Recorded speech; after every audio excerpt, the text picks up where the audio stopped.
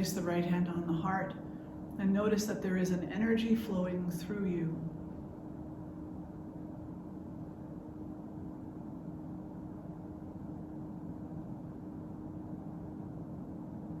As you breathe in, feel the body expand with that energy. And as you breathe out, feel the body relax.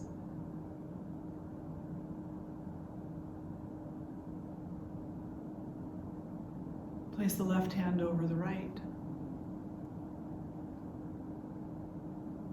And just take these moments to feel the ebb and the flow, the constant stream of life's own energy.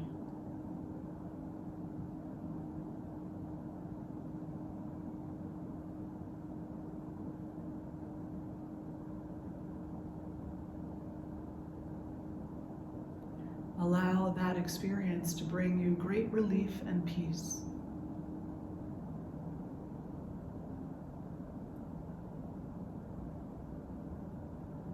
Knowing that something so subtle, so splendid, so restful,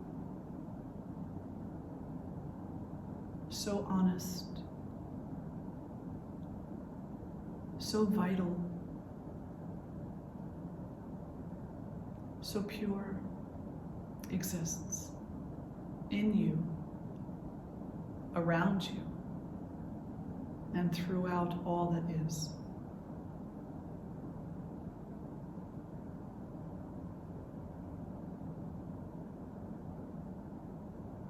And together we'll chant an Om, breathing in.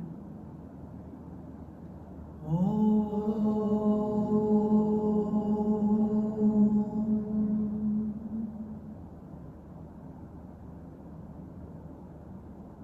Guru Brahma, Guru Vishnu, Guru Devo Maheshwara, Guru Sakshat Param Brahma, Tasmai Shri Guruve Namaha. Bowing the head to the heart, acknowledging all that is. And draw the face to center, release the hands. Welcome, good to see you all, so good to see you. So today, we're going to talk about the foundational precepts of yoga. And we're going to talk about half of them. Right? So the foundational precepts are the Yama. Y-A-M-A, the Yama. And the foundational precepts are basically the way we should walk through this world. You know, the way that we should carry ourselves. It is the way that brings about the greatest honoring of our source, of our life experience, of our relationship to each other, and of our intention in this life.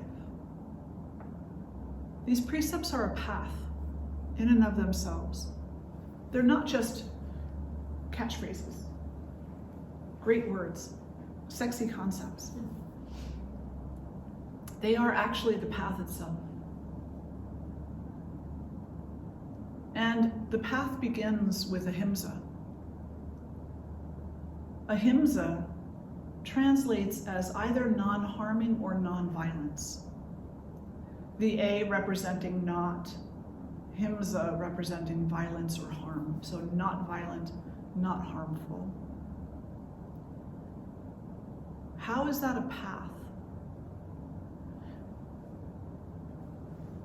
Because on the one level, when we look at our human life and we are making our plans, envisioning our dreams, writing down our goals, planning for our awakening.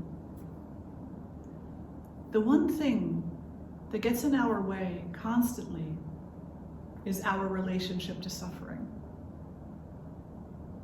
How we see suffering, how we relate to suffering, our opinions of it, our avoidance of it. And what causes suffering is violence. What causes suffering is harm. And what causes those opinions about suffering are violent and harmful opinions. So we say, I don't like to feel that way. I didn't ask for that kind of ice cream. My food isn't cooked right. That person left my life. We look at these things and we say, I don't want any of that. Now it's making me suffer. When the reality is that it's not making you suffer, you're choosing to. You're choosing to. And there's a whole different way to work through getting the wrong ice cream, having the food not cooked appropriately, and when people enter and leave our lives. There's a whole different way of dealing with it. But when we're in a mindset that is violent or harmful to ourselves or to others, it's very difficult to see the other way. Instead, it becomes a battle, a push and a pull, a desire that is not based in what is most beneficial, but a desire that is based in the ego of what I want, what I desire. Never mind what anybody else needs. So our perspective on suffering is violent because it comes from a place of not me. Nope. Not me. Nope. That cannot happen to me.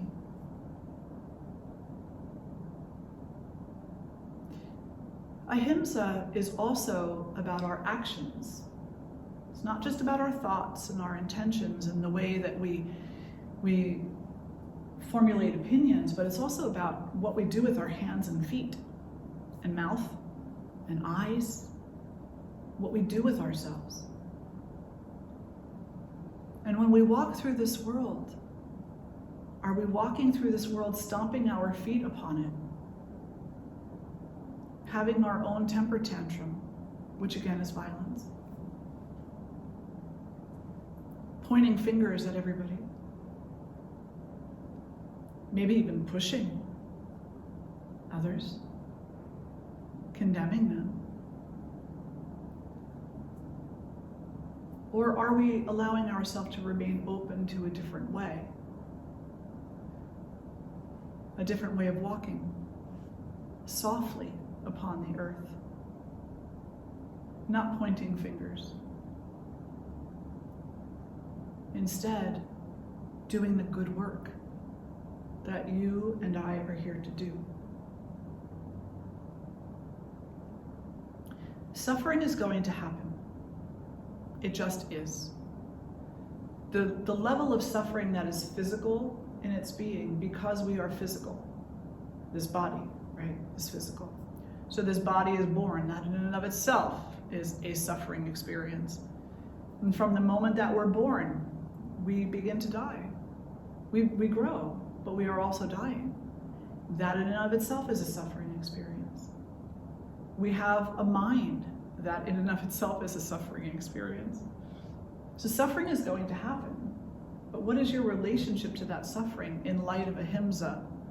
Are you encountering suffering and making it even more, worse, deeper, giving it a lot more credit than what it's due?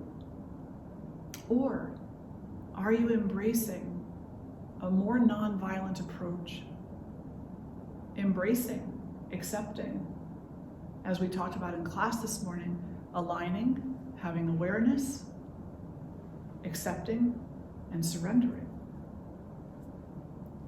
And some people would say, well, if I surrender, if I don't fight it, right? If I don't fight it, if I don't make it what I want it to be,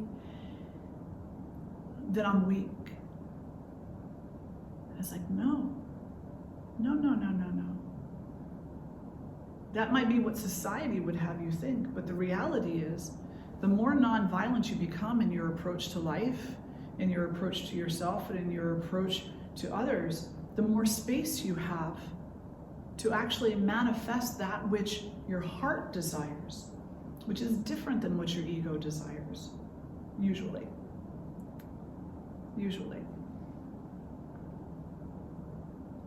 It doesn't make you weak, it actually makes you very strong to be able to see things as they are, align yourself appropriately to walk through that experience,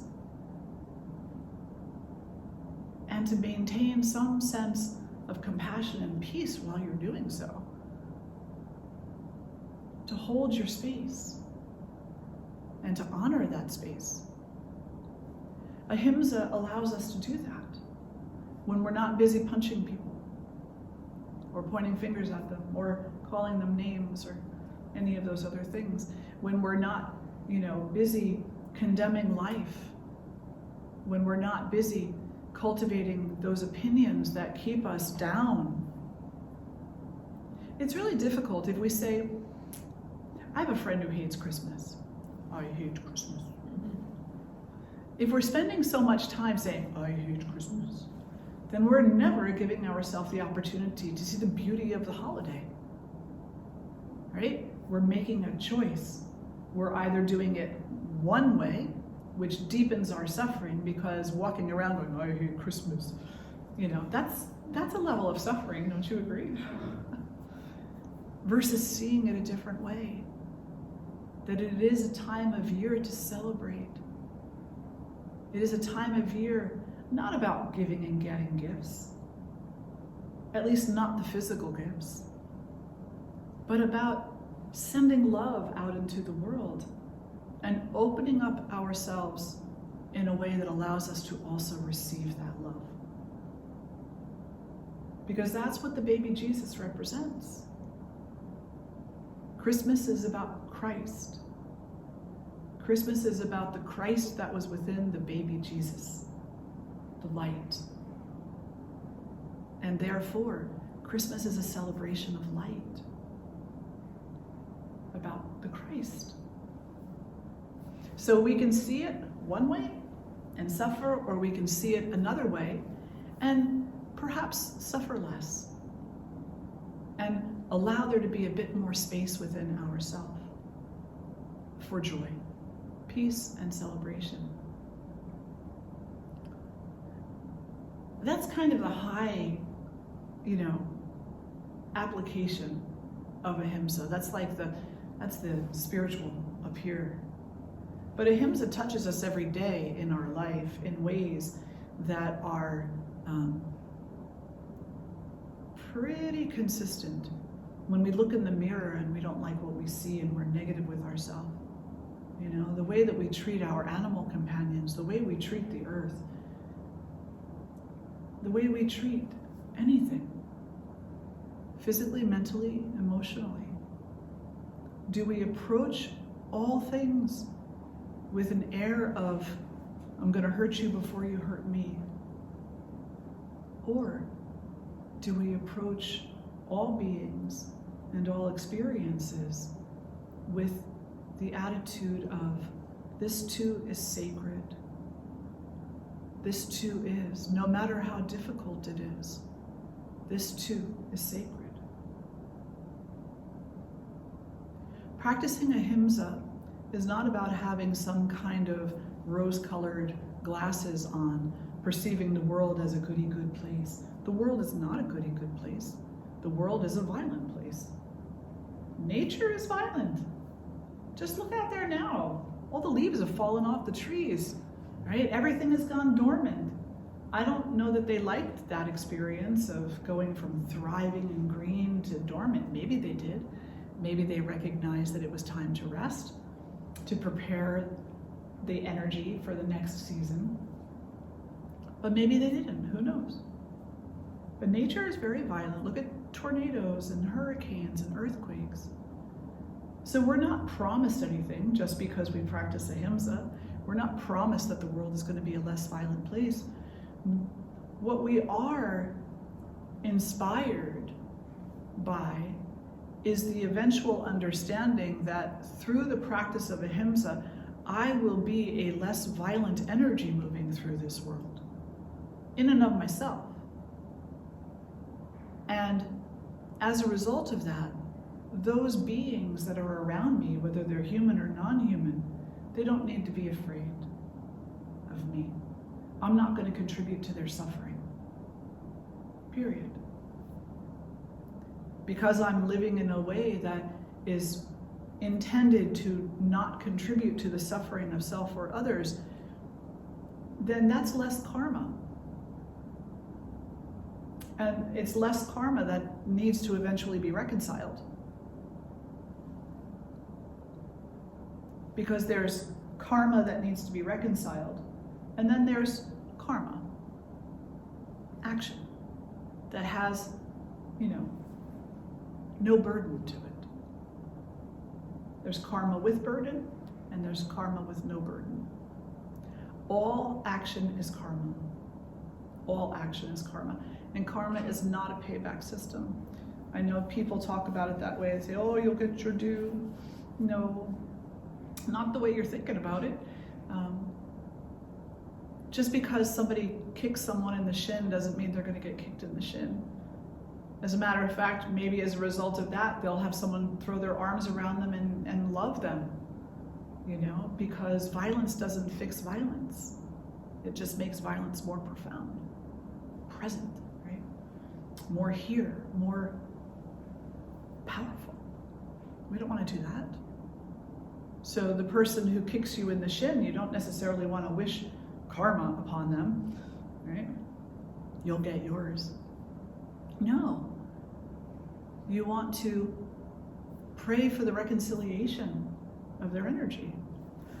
And what that means is maybe pray that someone throws their arms around them and loves them unconditionally and shows them that there's a different way. Just like you need to learn in certain aspects of your life that there's a different way. And then follow that way. Ahimsa. Sometimes when we talk about ahimsa, we're very, simple about it. We just say, well, it's non-violent, so just don't do anything violent. Okay. What's that mean? Become a vegetarian? Not necessarily. Well, it depends on how you eat your food, right? Depends on how you eat your food. I know vegetarians that don't have much respect for their food. They shove it in their mouth, never say thank you. They don't take a moment to taste it. They don't think about where it came from, the sacrifice that the plant made. And yet I know people who we can call carnivores, right? People who eat meat. And they're very grateful. They're like, oh my gosh, They take the moment to appreciate. So who's better off? The one who thinks they're practicing ahimsa and has no gratitude, no consideration, no appreciation, or the one who we think is not practicing ahimsa but has very deep felt gratitude and appreciation. Things are not always so clear. So ahimsa is not about becoming a vegetarian, although it is taught and it is understood that the more we align ourselves with ahimsa, the less we will want to harm any being, anywhere. And that will naturally lead us to a more mindful diet, a more mindful food plan. Not just that we go from eating meat to being a vegetarian, but that we go from being an ignorant consumer to a mindful, grateful consumer. So nothing is really about movement from one physical practice to another. It's movement from ignorance to understanding. Ignorance to understanding. Ahimsa. There's so much to it, but I have 4 more to touch on. So we're going to go to the next one. And the next one is Satya, truthfulness.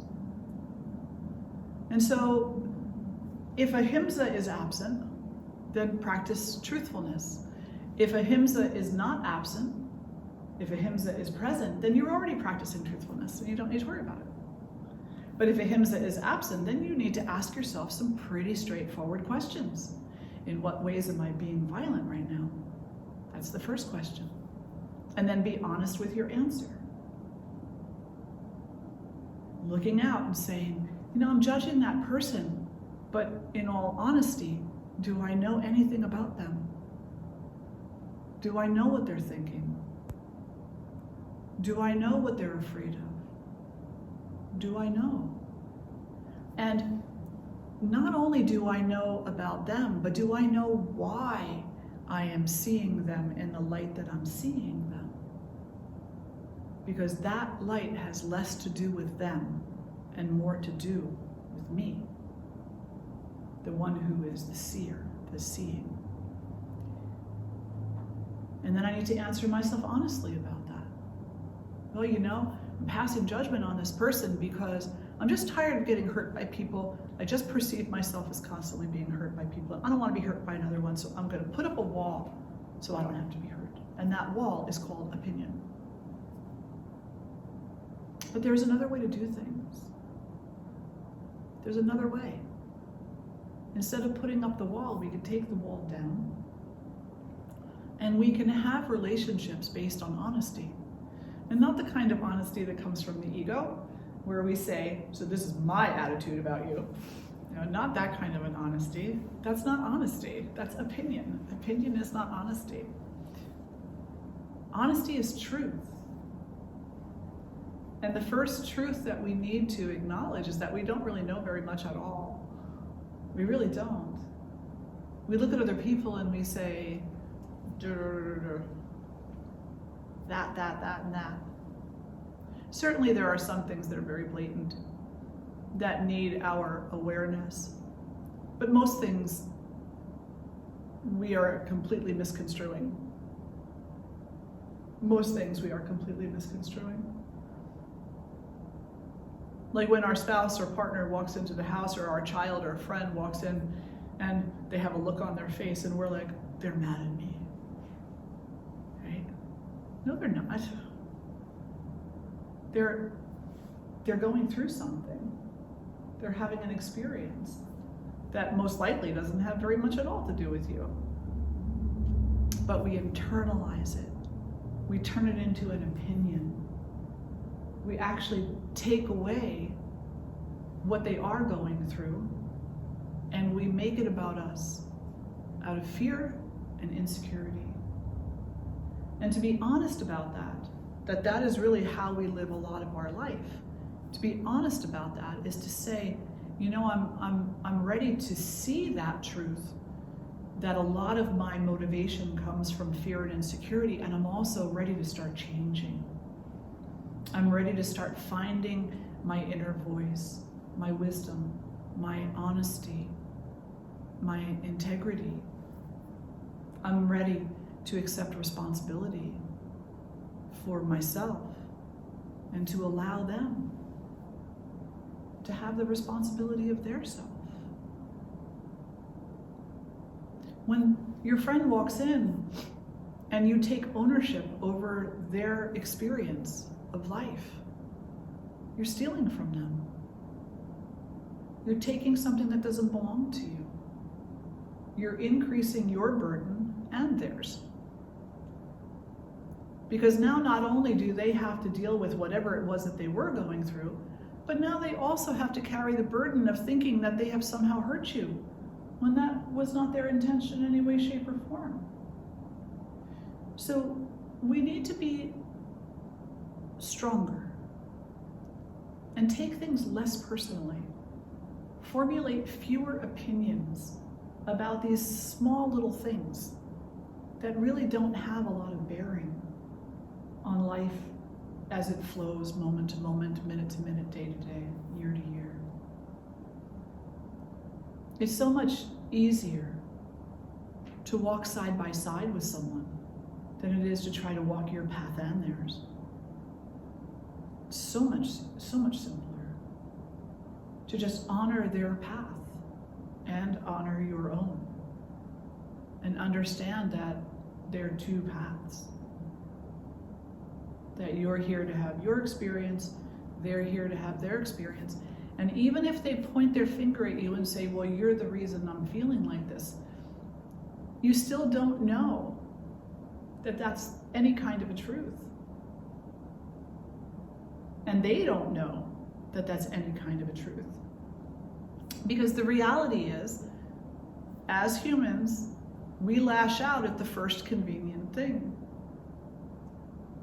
So nonviolence is missing. So now we go to truth. Am I really? Why am I accepting that from them when in all truth I feel I have done nothing to harm them? Let them keep it. Let them work it out. And it doesn't take a whole lot to just say to a person, if I have said something that landed incorrectly, I do apologize. My intention is never to hurt you, but I'm going to leave you alone for now because I see that you have some things to work out. And then go. And go work out your things. Let them work out theirs. Be honest about what belongs to you and what doesn't. In doing so, you save a lot of energy. So when nonviolence is missing in our life, we go and say, where am I not being honest with myself about the harms that I am imposing and the vulnerability to harm that I am setting myself up for? Like when we take other people's words as daggers to our own heart. This is not meant to say that there aren't times we need to stand tall and strong. We need to set healthy boundaries. Yes, we do. But healthy boundaries are different. Healthy boundaries are not an act of violence. Healthy boundaries are actually ahimsa. Healthy boundaries say what is acceptable and what is not acceptable. I will listen to you. I will be a shoulder for you, but I will not accept your abuse. If that is the way that you wish to speak, then I am not the person for you to be speaking to. Does that make sense? Yeah. So when truthfulness is not present, then we can ask ourselves about the next Yama, asteya. Well, I'm not being truthful. Okay, so where am I stealing something? Where am I a thief right now? Where am I taking what doesn't belong to me? Stealing is not just about lifting someone's wallet, or taking that extra couple of dollars that the cashier mistakenly gave you. That's not the only kind of stealing that there is in the world. Stealing is also the inner compelling to take something, limelight, attention, love, to get something from someone else for yourself. There's nothing wrong with wanting to experience love. Of course we want to experience love, but not through manipulation. That's not honest. Of course we want to experience some kind of popularity. We want people to like us. But if it's through manipulation and being somebody that you're not and showing a face for people because you think it's what they want to see, that's not honest. That's actually very violent because it negates who you are. Pretending to be something that you're not steals from you your own authenticity, your own agency, your own unique specialness. It is not honest, and it is most certainly harming and violent to self.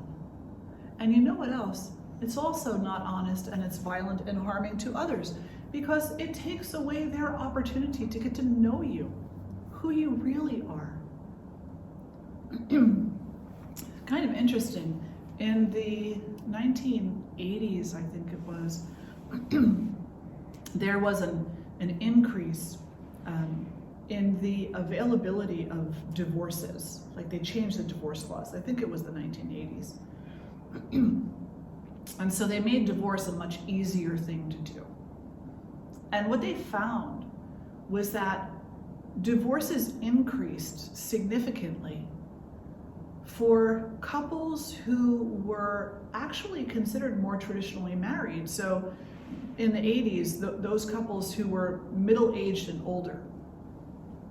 Not so much in the younger couples, but they were seeing that these middle-aged and older couples were like fleeing, to get divorced. And why? Because he doesn't know who I am. Because he has no idea who I am. And it was most often the woman who sought the divorce because she felt that she spent years and years and years of her life pretending to be somebody for someone else, and now not only does he not know who she is, she doesn't know who she is, and she feels lost, and she's suffering, and she's trying to find out what she turned away from. And this is where our lives generally lead us to when we are not authentic about who we really are. And who we are is not based on a billboard or a magazine article or, an elephant journal, how to get more love in your life kind of thing. Calvin Klein can't make you. It just don't happen. If you buy his jacket, it can keep you warm. That's about the only thing, Style is not who you are. It's what you wear. But too often we look at the style and we say, you have a sweatshirt on that says Albright, so you must be a sports enthusiast. So that's how I'll identify you. And you have a Peanuts t-shirt on with that Snoopy dog, right? So you must really love the Peanuts. So that's how I'm going to identify you. And in doing so, and you have a red shirt on, so you must be someone who really likes the color red, and that's how I'm going to identify you. And you have a button-up shirt on, and it's buttoned appropriately, so that's how I'm going to identify you. And you have a t-shirt on and a mask, that's how I'm going to identify you. And now I have limited each and every one of you greatly. Have I not? Have I seen your authentic self in those definitions? Absolutely not. Because that has nothing to do with who you really are. So when we practice asteya, we recognize we're practicing asteya, non-stealing, because honesty and non-violence are not present right now. So I'm going to begin to practice non-stealing by allowing you to be who you are, and not condemning you to my limitations and my judgments. And recognizing that you're a human who stumbles and falls, and you are also a human who stands back up again. You are a human who walks, trots and runs, who sits, who is hyper and who is still, who is diverse. And I'm not gonna keep you bound by one of those things. You must always be still. You must always be kind. You must always be what I'm comfortable with. I won't steal your life from you that way. I will let you have your fluctuations because I most certainly have mine. And I will let you work with your fluctuations the same way that I must work with mine. And in doing that, we're increasing honesty within ourselves and in our relationships, and we are increasing nonviolence because we're not trying to manipulate or force. Then we come to Brahmacarya. And Brahmacarya is conservation of energy. And when non-stealing, truthfulness, and nonviolence are absent, we're wasting a whole lot of energy trying to keep up with the stories that we create, trying to keep up with the people, trying to keep up with the fashion and the style. We use a lot of energy. Oh, Lord. Oh, man. Yeah. And then we're tired all the time, grouchy because we're tired. And then violence and harm increases. And then we just take every excuse possible and dishonesty increases. And then we look to acquire any kind of relief we can in any way we can, so we manipulate across the board, and stealing increases. And then we waste more energy because now we've got to justify. We've got to make up all the stories why. And then we become bold with power of ignorance. Bold with the power of ignorance. And we cross our arms and we say, I'm going to do whatever I want. I don't care what you say. And in the back of our mind, we're saying, oh my God, I don't want confrontation. I don't want all this. But the ball is rolling now. And just like the snowball that turns into an avalanche, that crossing of the arms and that attitude becomes an avalanche that we don't think we have the power to stop, but we do. All we have to do is start practicing Brahmacarya, economy of energy. I will not give my energy to this argument right now because neither one of us are thinking clearly. Neither one of us. Not you. Neither one of us. So I'm going to walk away now and go get myself a cup of tea. We can talk later. And it doesn't matter what the other person says back to you. That's just them in their avalanche.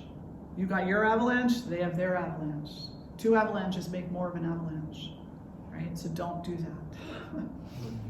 Walk away. Walk away. When we practice economy of energy, on the most basic kind of practical level of it all, what we're saying is, I'm not going to eat too much, I'm not going to sleep too much, I'm not going to eat too little, I'm not going to sleep too little. I'm not going to exercise too much or too little. I'm not going to speak too much or too little. I'm not going to do anything too much or too little. It's the Buddha's way of moderation. I'm going to be moderate in everything.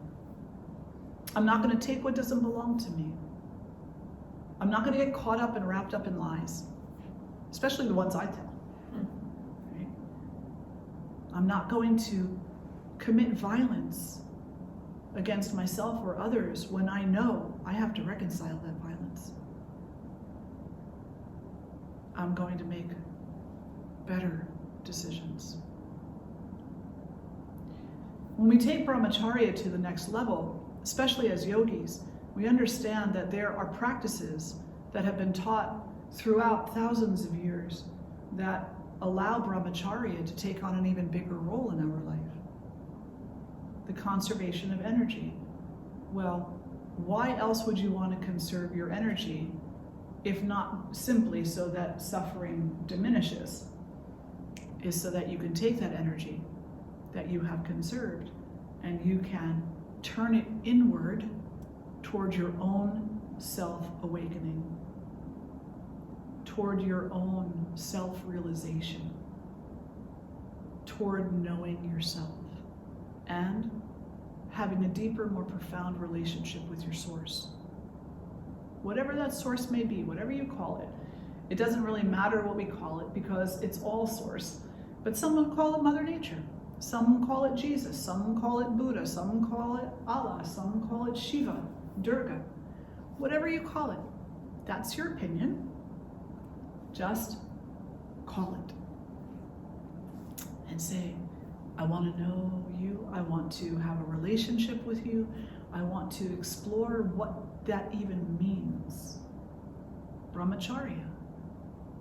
The way that we have a relationship with that which cannot necessarily be seen is to be like that which cannot necessarily be seen.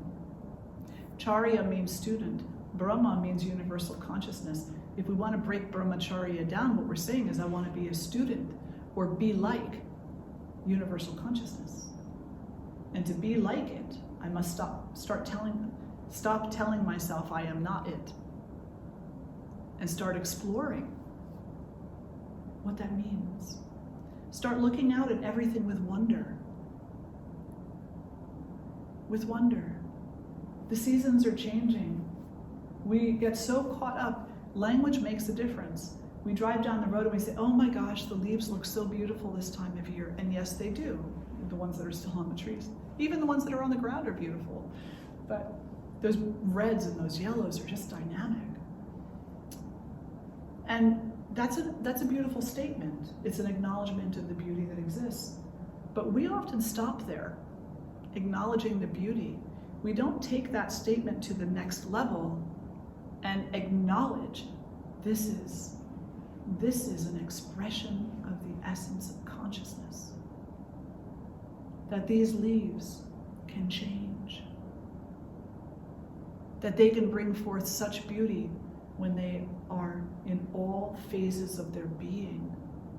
This is consciousness expressing the essence of itself. We start to look at the grass and the birds and the cats and the dogs and the horses and the fish and the ocean and the rain and the storms and all of it in that light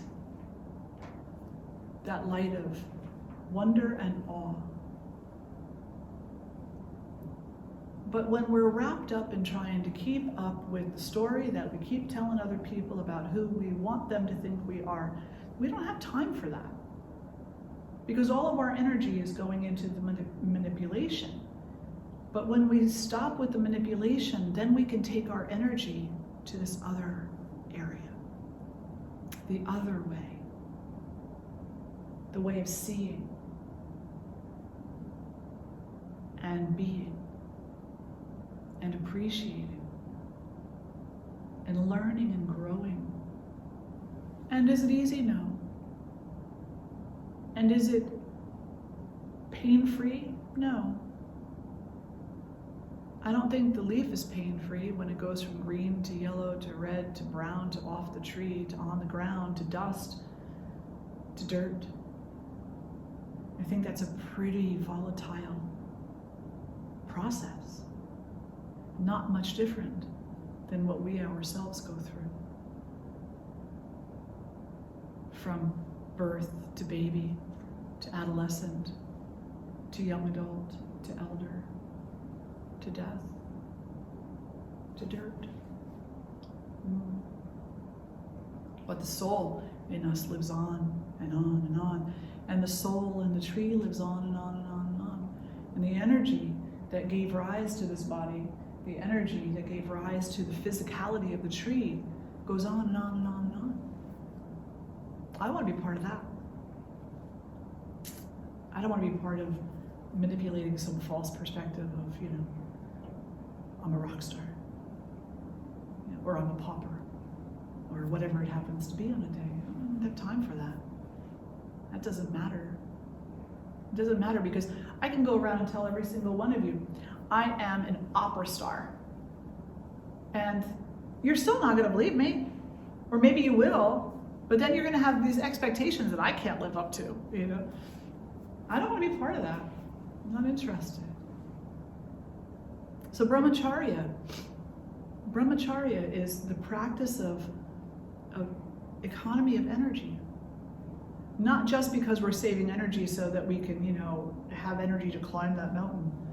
Maybe we do want energy to climb the mountain. But ultimately, the mountain that we're climbing is the mountain of awareness, consciousness, self-realization. So we practice Brahmacharya when non-stealing, truthfulness, and non-violence are absent. If we have all these other things in place, then Brahmacharya is also there. We are already practicing it. We don't have to think about it. But when these things are not present, we best start thinking about it. And then finally, we come to non-grasping and aparigraha. When these other things are not in place, all we're doing is grasping. Give me, give me, give me. Don't give me, don't give me, don't give me. Which is another form of grasping. I want, I want, I want. It's okay to want, to some degree, but not to the degree that it takes you away from your truest hopes and dreams. And the truest hopes and dreams that we all have is to love and be loved, is to know unity and oneness, is to have purpose and to know that purpose. Dharma. So when we're grasping, they did a really interesting study, primatology. I guess they were trying to figure out how smart monkeys were or something, I don't know. Or chimpanzees it was. So they had a ball jar, where the body is bigger than the opening. And they had something in there, like a banana. And the opening was just big enough that the chimpanzee could get their hand in there. Chimpanzees are not monkeys, by the way, they are greater primates. A monkey would be like something with a tail. Yeah. So, and that's one of the main differences. So, put their hand in, and with the open hand, they can pull it right back out. But when they made a fist, it wasn't big enough to pull the hand back out. And so they were measuring to see, would the chimpanzee realize that if they dropped the banana or the coconut or whatever it was, if they just dropped it, they could take their hand back out, or would they panic? And they panicked. They just keep panicking, trying to pull the thing out of the jar and get frustrated because they can't get it. They want it so bad. But there's another way. All they had to do was let it go. Then they could have it because, there's another way to get it out of the jar, which is what? Turn the jar upside down. Right? But as long as we're panicking, we can't see the other way. As long as we're grasping, we can't see the other way. As long as we have our hands loaded with stuff, we don't have space for anything else. And, the other day I came home from the store and I had my dog's food. I buy them food for a little while, so I get them these logs of food. And I had a couple of logs and some bags, and my hands were full. And it was so full that I'm sitting there going, how am I going to juggle all of this and unlock the door? Oh no, And so I had to put some things down. Non-grasping. I had to recognize I got to put some things down here. Bless you. Sometimes we just got to put some things down. And when we do that, we begin to recognize the priority of things, the things that we were carrying that we didn't really need to carry, like other people's opinions, other people's pointing of the fingers, other people's expectations, our own expectations. I should be able to carry 3 logs of dog food plus 17 bags. Boy, oh boy, is that a silly expectation? I certainly could, but what kind of condition am I going to be in after, right? And then you trip going up the stairs, you fall down, you bruise your knee, you break your pinky finger. I mean, am I right? Like, we've all been there before, where we just get so caught up in the avalanche that we end up physically harming this vehicle of a body and then suffering for it. All we had to do was put something down, let something go. Would it have resolved everything? Maybe not, but it certainly would have resolved something. Something.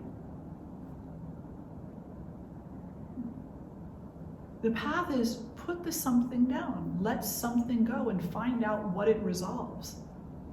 Maybe you'll prefer that. Maybe it will leave you more space for something else. Now, in the old saying, where there is space, nature will fill it. Niches will be filled. That's just what nature does. Something else will move in. So in addition to practicing these yamas, nonviolence, truthfulness, non-stealing, economy of energy and non-grasping, in addition to practicing these, we also need to have some framework of understanding of what we're going to do with the space that we are opening up within ourselves. Because either we fill that space knowingly, or we allow that space to be filled ignorantly. And it can be filled with the same old, just a different disguise. So we say, I'm going to fill that space with my sadhana, with my spiritual practice, with my meditation, my yoga asana, my pranayama, my concentration practices, service to humanity, quiet time, whatever it happens to be for you, japa, chanting, praying, whatever your sadhana is, sadhana, spiritual practice, whatever that is for you, put that in that niche. Don't give other things the opportunity to come, because they will. You're a magnet, so am I.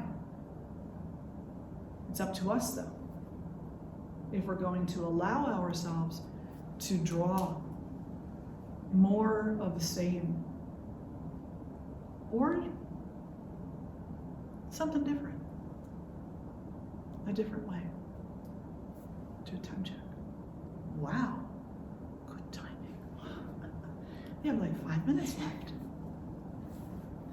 Any questions or thoughts? Reflections? I liked how you, in closing, just said about put something down. I could I'm one of those people that, am trying to drag, all those grocery bags into the house at one time. But I definitely can relate to other aspects of my life where I do the exact same thing. Yeah. Think of it this way. You'll have a Fitbit or something like that, right? Or like the Apple Fit or whatever it's called. So how many steps a day do they want you to take? Anybody know how many steps a day we're supposed to be walking? 10,000. 10,000, right? If you take all those 17 bags and 3 logs of dog food in at one time, are you getting your 10,000 steps? No. But if you take them inappropriately, you'll be closer to your goal. What is your goal? To be a healthier person, right? Across the board. If we stop trying to carry 17 bags and 3 logs of dog food in every single thing we do, we will be basically coming closer to our goal of being a healthier person. Yeah. So meet your Fitbit where it's at. Walk your walk. 10,000 steps. That's at least 17 trips back and forth in the car, right? Or at most 17 trips. You can take 2 bags at a time, it's okay. Yeah. And don't try to make change overnight, right? Big change, like make little change overnight. Little change here, little change there. Because small changes add up to consistency. But if you I sometimes have students come in when we do our residential trainings and they say, I'm gonna start being vegan right now. And yesterday they had prime rib for dinner. And I'm like, ooh, no, don't do that. No, please don't do that. Why? I would think you would be happy. I say, no, I'm never happy when I hear that someone wants to hurt themselves. You're here for an intensive training. You're going to be going through emotional roller coasters. You're going to be eating vegetarian while you're here anyway. So work with that. Isn't that enough? Why are you carrying 17 bags and 3 logs of dog food, right? Piling it on top. One thing at a time. And what ends up happening, and this is something that a lot of yoga teachers could benefit from. It doesn't matter that we teach our students 36 postures. All you're doing is giving them tchotchkes to put up on their shelf.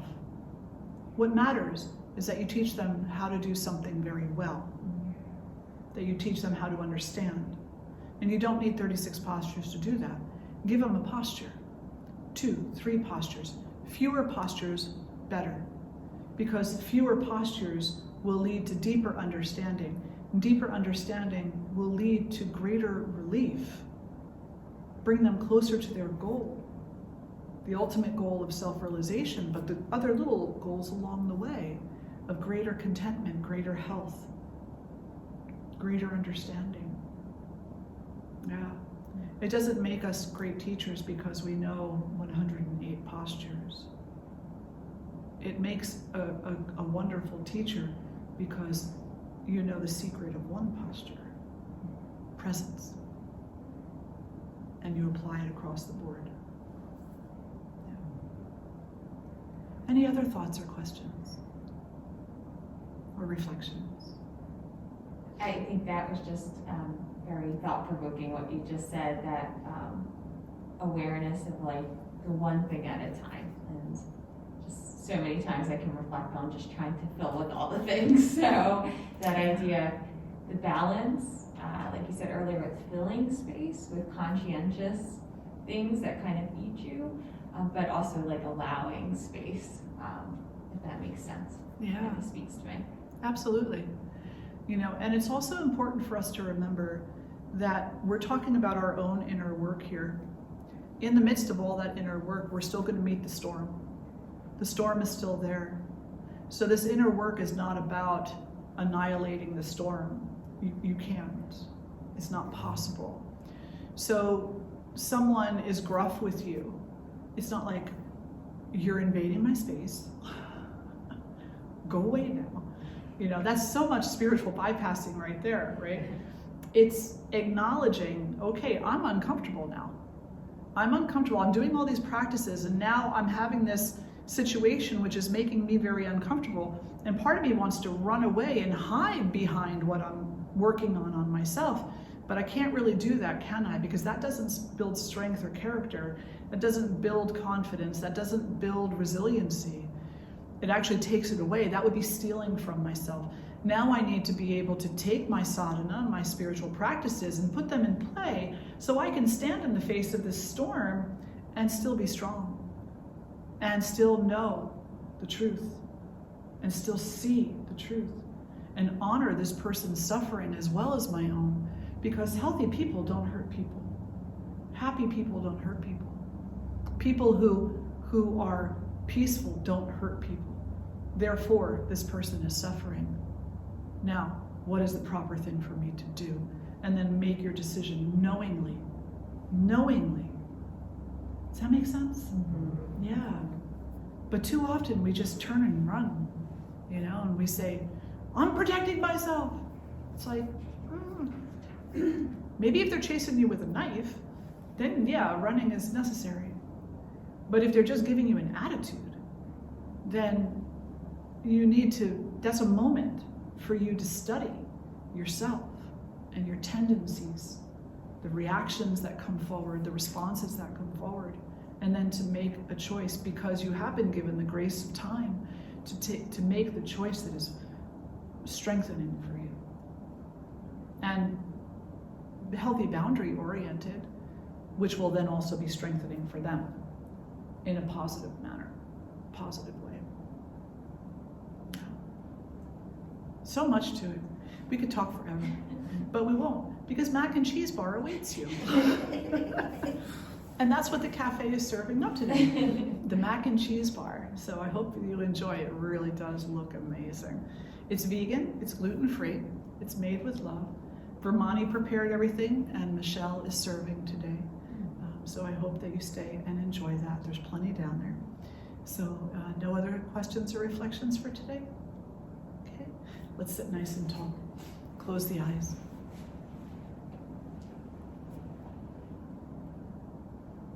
Place the right hand on the heart, left hand over the right. Connect with the breath that is flowing in and out. Connect with the flow of consciousness,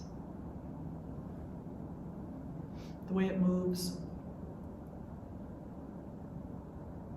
the way it pulsates and changes and expands and contracts and just is. Allow yourself to feel wonder about that. Yeah, I know I'm breathing, big deal. It is a big deal. It is.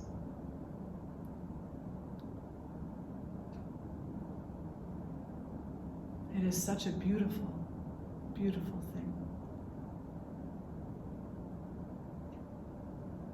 And together we'll chant Om and the All Beings mantra. Take a breath in.